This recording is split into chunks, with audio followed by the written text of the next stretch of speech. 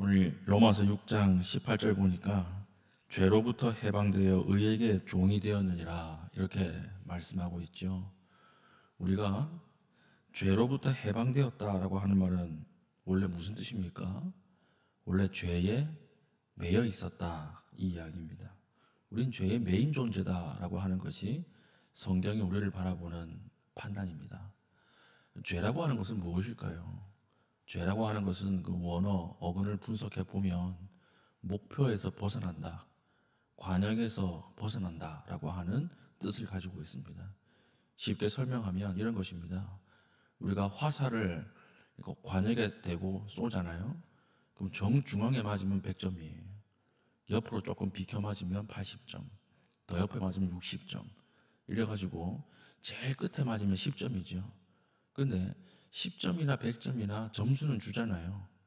점수 차등이 있을 뿐이지 점수는 주는데, 죄라고 하는 것은 어떤 개념이냐면 그 점수판 안에, 관역 안에 못 들어가고 뒤로 넘어가는 거 있죠. 뒤로 넘어가는 거, 그게 죄예요. 모든 게 죄예요. 그러니까 관역에서 벗어나고 목적에서 벗어나는 그 모든 것들이 다 죄다. 성경은 이렇게 이야기하는 것입니다. 이게 아주 중요한 개념입니다. 아담과 하와가 왜 에덴 동산에서 추방당해서 유리방황했습니까? 하나님처럼 되려고 했던 것입니다. 그러니까 아담과 하와는 죄 짓고 난 이후에도 열심히 살려고 했어요. 하나님처럼 되려고 열심히 살았어요. 그런데 열심히 살면 살수록 어떻게 되는 거예요? 인생이 왜곡되는 것입니다. 잘못된 길로 계속 가는 거예요. 이것이 죄의 결과다라고 하는 것입니다. 죄가 우리에게 주는 가장 무서운 것은 무엇인 줄 아십니까? 목표가 아닌 것을 목표로 착각하게 만들고 승리가 아닌 것을 승리라고 착각하게 만드는 거예요. 이것이 죄가 우리에게 주는 가장 무서운 것입니다. 믿지 않는 사람들도 열심히 삽니다. 우리 토익 학원 한번 가보십시오. 1교시가 6시 반 이전에 시작해요. 그럼 이 사람들 토익 학원 갔다가 출근하려면 새벽 4시, 5시에 일어나야 돼요. 우리보다 더 빨리 일어납니다. 열심히 사는데 살면 살수록 어떻게 되는 거예요? 삶이 왜곡되는 거예요. 이게 죄가 주는 거예요. 이게 악함이에요. 그러니까 우리가 관계 같은 걸 보십시오. 관계를 회복하려고 열심히 우리가 살죠. 근데 점점 관계가 깨지지 않습니까? 나라가 망하는 것을 좋아하는 사람이 누가 있습니까? 국민이 다 열심히 살아요. 그런데 가면 갈수록 나라가 기울어지는 것입니다. 이것이 왜 그렇습니까? 죄로 인해서 목표와 관역이 잘못 설정됐기 때문에 그렇다라고 하는 것이죠. 그래서 오늘 로마서 6장 이게 하반절은 우리에게 무엇을 알려줍니까? 죄의 길에서 벗어나서 어떻게 의의 길로 들어설 것인가, 이것을 이야기하고 있는 것입니다. 가장 중요한 것은 무엇이라고 이야기하고 있죠? 누구에게 순종하는지를 보라는 거예요. 누구에게 순종하고 있는가. 그러니까 순종하는 그게 그 사람의 정체성입니다. 16절 보십시오. 너희 자신을 종으로 내주어 누구에게 순종하든지 그 순종함을 받는 자의 종이 되는 줄을 너희가 알지 못하느냐. 그러니까 우리가 지금 누구를 주인으로 모시고 있는가, 이걸 보라는 것이죠. 여러분, 돈의 문제에서 넘어가지 못합니까? 돈의 종이에요. 명예의 문제에서 넘어가지 못하는 사람들이 있죠. 평소에는 괜찮은데 자기의 자존심을 탁 건드리면 그때부터 돌변하는 사람들, 그 사람들 명예의 종이에요. 어떤 사람은 자녀 문제에 있어서 못 넘어가요. 자녀의 종입니다. 어떤 사람은 인간관계 때문에 못 넘어갑니다.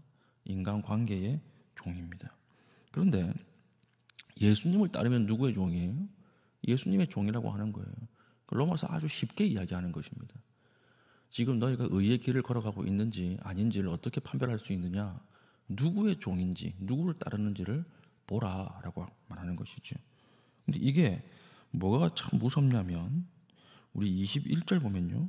너희가 그때에 무슨 열매를 얻었느냐? 이제 너희가 그 일을 부끄러워하나니 이는 그 마지막이 사망임이라. 이게 왜 무섭냐면 우리는 모두가 따라간 주인으로부터 반드시 결산받는다라고 하는 것이죠.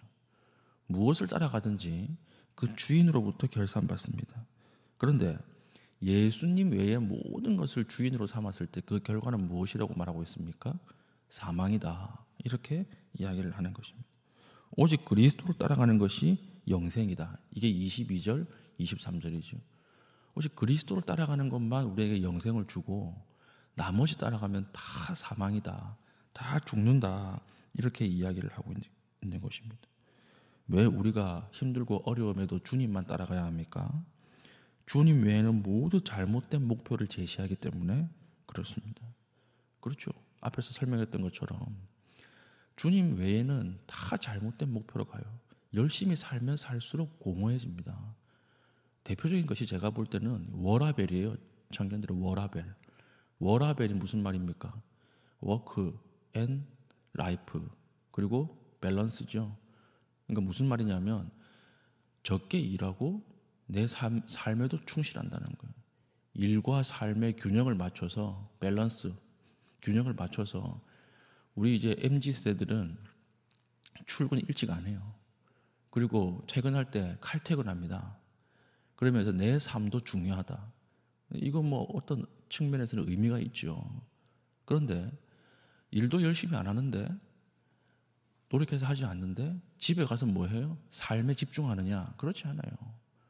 삶에 집중 못 해요. 유튜브 틀어놓고 밥 먹고 TV 보면서 밥 먹고 그것이 진정한 삶일까요? 그러니까 일도 아니고 삶도 아닌 것 같은 이런 모습들이 되는 것입니다. 왜 그렇습니까? 워라밸 추구하고 내 삶의 가치를 가지고 뛰긴 뛰는데 계속 공허한 거예요. 그래서 벌어놓은 돈 가지고 여행 갔다 오고 여행 갔다 오면 이번 여행은 행복했지, 그지 이러면서 자기 스스로를 이렇게 위안하는 것입니다. 이것이 보면 열심히 사는 것 같은데 공허하지 않습니까? 왜 그렇습니까? 죄 때문에 그래요. 죄 때문에. 죄로 인해서 우리가 목표가 아닌 것을 목표로 제시하고 있기 때문에 그렇습니다. 승리가 아닌 것을 승리로 착각하고 있기 때문에 그렇다라고 하는 것입니다. 그러므로 예수님을 주인 삼지 않으면 죄를 주인으로 삼게 돼요. 우리 마음속에는 중립이 없어요. 우리 마음속에 예수님이 주인 아니면 다른 어떤 것들이 들어와서 주인 됩니다. 그 결과는 사망과 삶의 왜곡이다라고 하는 것이죠. 반대로 예수님을 주인으로 받아들이면 어떤 일이 벌어집니까? 그 아래의 것들은 자동으로 다 바뀌어요. 예수님이 주인으로 딱 들어서면 그 아래의 가지들은 싹 다 바뀐다는 거예요. 왜 그렇습니까? 주인이 바뀌었기 때문에 그래요. 리더가 바뀌었기 때문에 그래요. 내 삶의 방향도 바뀌고 습관도 바뀌고 모든 것들이 다 바뀌게 된다라고 하는 것입니다. 그러므로 오늘 로마서 6장에서 사도 바울이 이야기하는 것은 신앙은 쉽다는 거예요. 신앙은 쉽다. 왜 쉽습니까? 그리스도만 붙잡으면 된다. 그렇기 때문에 신앙은 쉽다. 이렇게 이야기하는 동시에 신앙은 어려워요. 신앙은 어렵다. 이렇게 이야기합니다. 왜 그렇습니까? 그리스도를 붙잡기 위해서 내 모든 가지고 있는 것을 다 포기해야 되기 때문에 그렇습니다. 그런데 그 꺾인 가지, 포기한 가지에서 무엇이 열매 맺습니까? 영생이 열매를 맺게 되는 것이다. 이것이 오늘 사도 바울이 우리에게 주는 말씀의 은혜입니다. 오늘 내 안에 끝까지 꺾이지 않은 나의 자아, 꺾이지 않은 어떤 예수님 외에 주인 된 것이 있습니까? 내가 주인 삼고 있는 이런 은밀한 것들이 있습니까? 이런 것들을 오늘 과감하게 깨버리십시오. 오늘 과감하게 던져버리십시오. 그럼 그때는 아프지만 그 꺾여나간 가지에서 영생이 열매로 생겨난다라고 하는 것을 오늘 기억하시고 오늘 하나님 앞에 우리가 넘어가지 못하는 것들을 넘어가고 꺾이지 않는 부분들 꺾을 수 있는 믿음의 신실한 주의 백성 될 수 있기를 축복합니다. 아멘. 기도하겠습니다. 하나님, 부끄러운 열매를 맺다가 사망으로 끝나는 삶을 청산하게 하시고 거룩함에 이르는 삶으로 하나님 따르게 하여 주시옵소서. 기도하신 이후에 개인적인 기도의 제목을 가지고 기도하시고 자유롭게 돌아가시겠습니다.